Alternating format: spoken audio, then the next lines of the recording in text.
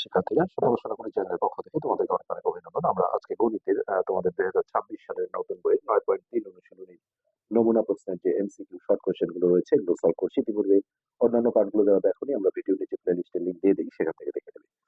তো এখানে 1 নম্বরে বলা হয়েছে সমবাহু ত্রিভুজের প্রত্যেকটি কোণ কত ডিগ্রি। আসলে সমবাহু ত্রিভুজের ক্ষেত্রে যে ঘটনাটা হয় সেটা হচ্ছে যে তিনটা বাহুই সমান থাকলে তাকে আমরা বলি সমবাহু ত্রিভুজ। তো দেখো বিষয়টা এরকম যে আমরা ধরে নিলাম এর তিনটা বাহুই ধরো যে সমান, এই এবি বাহু, বিসি বাহু আর এসি বাহু। তো যখনই বাহু সমান হয়ে যায় তখন এই কোণগুলো কিন্তু সমান হয়ে যায়। আর আমাদের এই জিনিসটা জানা আছে যে একটা ত্রিভুজের তিনটা কোণ পরিমাপ করে যদি আমরা যোগ করি তাহলে এটা দুই সমকোণ বা 180 ডিগ্রি হয়। আর এই কোণগুলো যখনই সমান হয়ে যাবে তাহলে প্রতিটা কোণ হচ্ছে 60 ডিগ্রি, অর্থাৎ 60 ডিগ্রি করে হবে। এই জিনিসটা মাথায় নিতে হবে। তো এইখানে আমাদের দেখো যে অপশনটা এই 60 ডিগ্রি রয়েছে, সেটাই হবে আমাদের অ্যান্সার।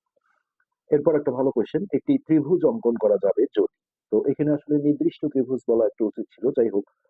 তো অনেকে ভাবতে পারে যে তিনটা বাহুর দৈর্ঘ্য দেওয়া থাকলে, হ্যাঁ তিনটা বাহুর দৈর্ঘ্য যদি মাপগুলো দিয়ে দেয়, আমরা এই সম্পাদ্য করেছিও, হ্যাঁ তাহলে ত্রিভুজ আঁকা যাবে।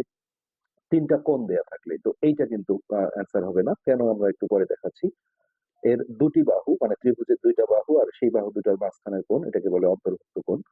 তো অ্যান্সার কিন্তু এখানে 1 আর 3 হবে। কেন দেখো, এখানে সম্পাদ্যের শুরুর দিকে, তোমরা হয়তো খেয়াল করেছো কিনা, সম্পাদ্যের শুরুর দিকে কিন্তু এই জিনিসগুলো ছিল যে একটা নির্দিষ্ট ত্রিভুজ আঁকা যায় কোন কোন শর্তে।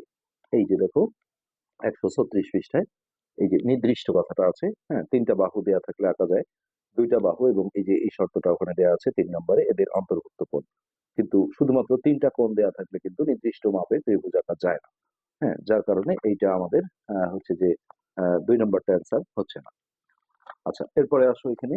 তো এবার আমরা এই 3 নম্বর প্রশ্নটা দেখবো। এখানে দেখো এবিসি একটা ত্রিভুজ দেওয়া আছে, উপরের দিকে একটা এডি অংশ আছে। এখানে বলা হয়েছে যে এই সি বিন্দুতে এই বি এ রেখাটার সমান্তরাল করে একটা রেখা আঁকতে গেলে আসলে কোন কোণের সমান করে কোণ আঁকতে হবে।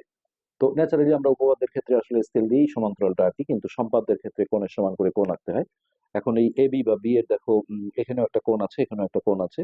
তো এই দুটোর মধ্যেই একটা, এখন এই যে বি কোণ অর্থাৎ এবিসি কোণের সমান করে আঁকতে গেলে এটা নিয়ম হচ্ছে যে বি বিন্দুর যেহেতু ডান পাশে অবস্থিত কোণটা, তাহলে এই সি বিন্দুতেও কিন্তু ওই কোণটা এর ডান পাশে আঁকতে হয়। তো ডান পাশে এইদিকে যেহেতু কোনো রেখা নাই, যার কারণে আমরা এইটা দেখো এইটা থেকে করব। আমি একটু খাতায় আসলে ছবি এঁকে তোমাদের জিনিসটা দেখাতে চাই।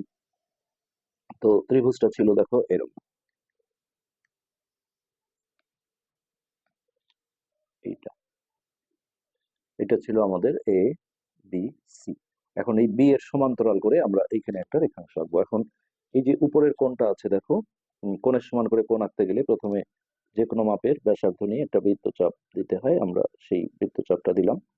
এখন এই সি বিন্দুর আমি দেখো এই যে এসি কে টাচ করিয়ে যদি এই পাশে একটা বৃত্তচাপ দেই, আচ্ছা এরপরে এই যে এই পাশের সমান মাপটা নিতে হয়, এই নিয়ে এইখানে ধরে আগের বৃত্তচাপের উপর আরেকটা বৃত্তচাপ দিলাম। এক্ষেত্রে দেখো এই সি বিন্দুর সাথে আমি যদি এটা যোগ করে দিই এইভাবে, এটা কিন্তু দেখো এই বি এ বা এবি রেখাটা এই যে সমান্তরাল হয়ে গেছে। তো এই কারণে আমাদের এখানে আমরা অ্যান্সার দেব হচ্ছে উপরের যে কোণটা ছিল বিএসি, এটাই রাইট। আচ্ছা, এরপর 4 নম্বরে আছে সিএডি কোণের সমান নিচের কোণটি। তো এই সিএডিটা দেখো এইখানে উপরের দিকে ছিল, আমরা এটা একটু এঁকে নিই।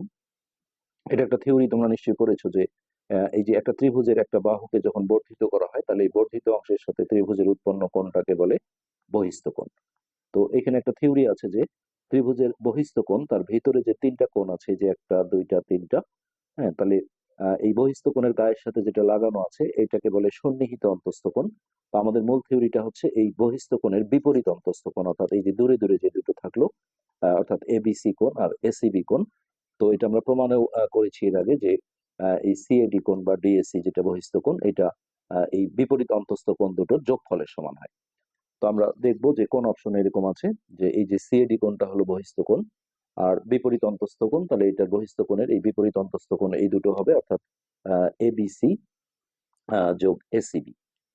এই যে এই খ নম্বরে আছে দেখো এবিসি যোগ এসিবি, অর্থাৎ একটা বহিস্থ কোণের বহিস্থ কোণ সমান হচ্ছে তার বিপরীত অন্তস্থ কোণ দুটোর যোগফলের সমান, তাহলে এটি রাইট অ্যান্সার। তো আজকের পার্ট আমরা এখানে শেষ করছি। পরবর্তী পার্টে আমরা সৃজনশীল ৫ নাম্বারটা সলভ করব। ধন্যবাদ।